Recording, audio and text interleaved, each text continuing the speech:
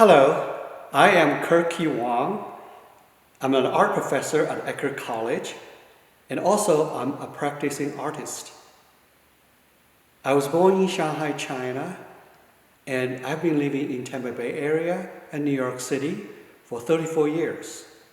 Today, I'm introducing the process of my collage paintings that I call the landscape of human skins. In my art practice, contents always overrule the forms and the methods. I choose to use different methods and media according to the concept of my projects. This human skin project was initiated by the headline news on the refugee crisis a few years ago. I went to the thrift store where many new immigrants frequently shop for their clothes. I'm very fascinated by the clothes they were wearing because those clothes were worn by the wealthy people first and then donated to the stores for the poor. So those clothes had experienced many lives from the upper class to the working class, from the Americans to the immigrants. I consider those clothes as the new human skins, different from our natural skins. They are our social skins, which across races, ethnicities, and social groups. With this concept, I started the project. At that time, I was reading the book, The Uninhabitable Earth. The book claimed that the environmental changes had caused the human sufferings. So I paint the background with the theme of the aftermath of a natural or man-made disaster.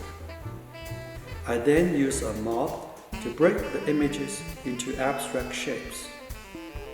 For the collage process, I first unstitched the clothes that I collected into pieces. It's very tricky to carve images on a fabric because the material is soft and elastic. To solve the problem, I used the flour paste to harden the fabric.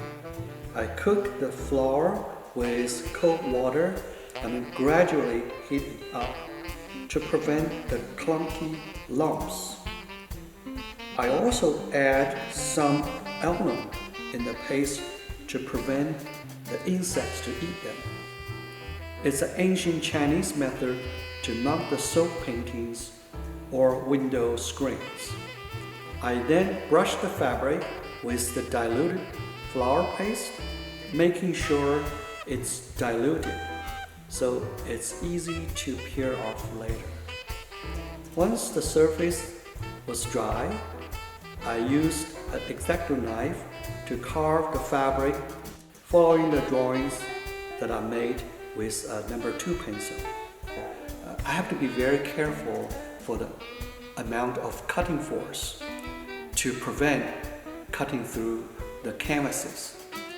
Then I peel off the unwanted part of the fabric by hand to reveal the underlayer paintings. I usually lay several layers on the top of each other according to the composition. I also painted more images on the fabric after carving them. So it's the giving and take, pushing and pull mental process. Well, from surface, there are visual sensations of colors, shapes, and the textures. But what interests me are the stories behind them. Watching a shirt from the debris of the World Trade Center, a shoe in the rubbles of a bomb village, and a skirt floating around a sunken refugee ship. Any arguments about the sublime of the abstract art is anemic to me.